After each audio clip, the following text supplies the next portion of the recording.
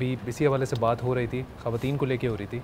अभी आपने कहा कि इंटेंशनली अनइंटेंशनली किसी के भी हवाले से बात हो जाए, आप उससे जाके भी आप माफ़ी मांग लें एक बड़े ज़र्फ़ के साथ, लेकिन जैसे आप माफ़ी मांग रहे हैं उसका भी बड़ा ज़र्फ़ होना चाहिए कि वो भी आपको माफ़ कर दे। अभी एक इंसिडेंट हुआ साद भाई, एक बड़ी नामवर एक एक्टर हैं, उन्होंने ये फ़ील्ड छोड़ दी, तो वो अब बिल्कुल इस्लाम की तरफ हो गई हैं, वो अब इस फील्ड का हिस्सा नहीं है।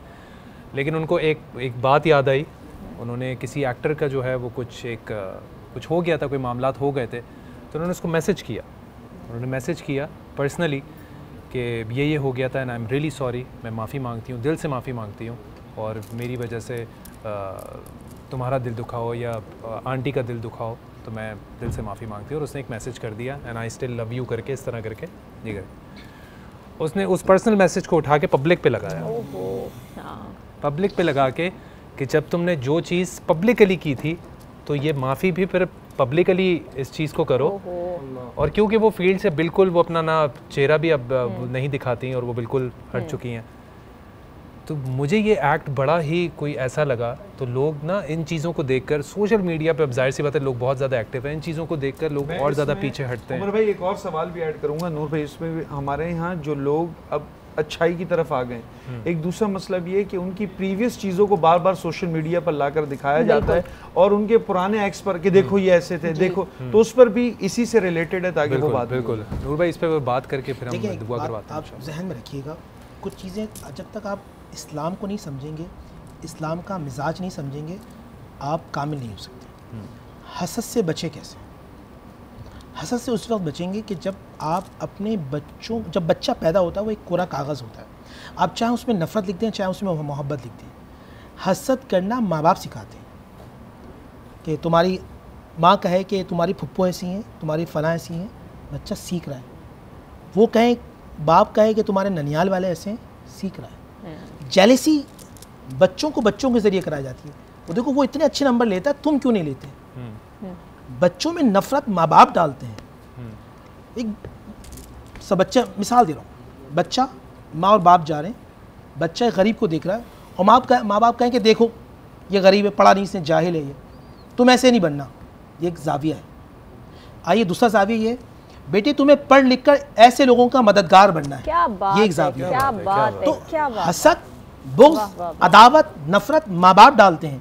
वो चाहें तो दिल में मोहब्बत डाल दें, रहमत डाल दें, उल्फत डाल दें। बच्चा अब जो देखेगा उससे साफ नजर आएगा, उसकी आंख में चश्मा मोहब्बत का नफरत करें, उसकी आंख में चश्मा रश का हसद करें। माँ बाप बैठ के कहें कि बेटा ये गाड़ी जा रही है ना, अल्लाह ताला इसको अता करे, और दुआ मांगो अल्लाह तुम्हें भी अता करे। हसद ये होता है कि सामने वाले की इज्जत ज़ाइल हो जाए, नेमत ज़ाइल हो जाए, गाड़ी ख़त्म हो जाए, घर बर्बाद हो जाए, शोहरत तबाह हो जाए। रश ये होता है अल्लाह इसको मजीद अता फरमाए और अल्लाह ताला इसके वजह से मुझे भी अता फरमाए, तो अब नेमतें घटती नहीं बल्कि बढ़ती चली जाती है। ये बात माँ बाप सिखाते हैं। बंद कमरे में चलें, ये सोल्यूशन नहीं है। दुनिया में आए और दुनिया को अपने अंदर न लाए, ये सोल्यूशन है। दुनिया में जिए, सबको बांटें, ये सोल्यूशन है। जहाँ नफरत बांटें या मोहब्बत बांटें, मोहब्बत बांटते चले आएंगे तो जो मोहब्बत वाला है उसके करीब हो जाएंगे। नफरत इबलीस से है, नफरत इबलीस से, हसद इबलीस से, अदावत इबलीस से। अब आपके ऊपर है, आप इस मुल्क में आप कुछ लोग ऐसे होते हैं दुनिया से चले जाते हैं। मैं मिसाल देता हूँ, अमजद साहब हमारी फील्ड का नहीं था, हमारी तरह आलिम नहीं था, मगर हमारे साथ बैठता था, उसकी मोहब्बत थी, उसका अखलाक था, उसका किरदार था, आज तक दिलों में ज़िंदा है।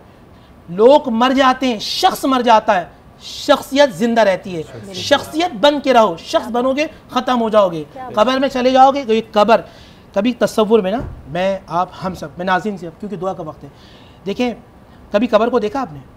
कब्र को ऐसे देखें, मिसाल के तौर पे ये कब्र है ना, इस पर स्लेब डाल दी है। अगर कब्र को सीधा कर लें ऐसा लगता है ये गेट है। अब ये गेट है, अब आपके हाथ में, ये दुनिया में रहते हुए इस गेट के अंदर जन्नत आप बनाए या दोज़ख आप बनाए।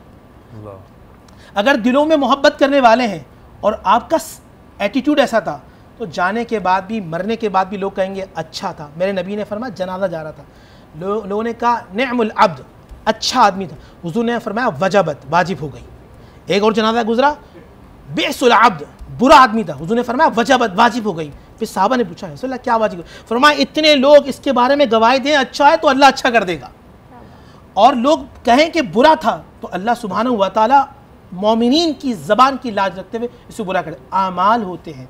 तो आज खुदा का वास्ता इस रमज़ान ट्रांसमिशन में एक मैसेज मैं ये देता हूँ, खुदा के वास्ते अपने बच्चों के सामने नफ़रत का बीज ना बोएं, उसके सामने हसद ना करें, अदावत ना करें, नफ़रत। ये सीना, इस सीने में या तो मदीना होगा या मुस्तफ़ा का मदीना होगा। अब बच्चे के दिल में आप नफ़रत खुद डालेंगे, हसद खुद डालेंगे, अदावत खुद डालेंगे। और एक आखिरी मैसेज, खुदा का वास्ता रमज़ान शरीफ अगला मरतबा है ना, ताकि इस कोशिश करें इसी मरतबा सूरह हुजरात को समझ कर पढ़ें। सूरह हुजरात के अंदर बताया गया कि मोमिनीन का मजाक नहीं उड़ाना चाहिए। सूरह हुजरात में बताया गया आदाब ज़िंदगी कैसी होनी, बग़ैर किसी को। हमारे क्या होता है, मैंने सुनी सुनाई बातें आगे फैला दी, अरे उमर तो ऐसा है, साद ऐसा है, अरबाब साहब ऐसे हैं। सुनी सुनाई की बातों में कुरान ने सूरह हुजरात में फरमाया मुनाफिक है। और मुनाफिक जानते हैं 3 दर्जे, यानी कि दर्जे जहन्नुम के, असफला साफिरीन, सबसे निचला दर्जा जहाँ जहन्नुम कैसी पता है आपको, जहन्नुम को सुई के नोक के बराबर खोल दे। कितना? सुई के नोक के बराबर खोल दे। हदीस में अल्लाह के नबी ने फरमाया पूरी कायनात पिघल के ख़त्म हो जाए। और जो जहन्नुम की सड़ांध होगी उसको एक बूंद अगर जहन्नुम में इस दुनिया में डाल दें, दुनिया पिघल के ख़त्म हो जाए। दुआ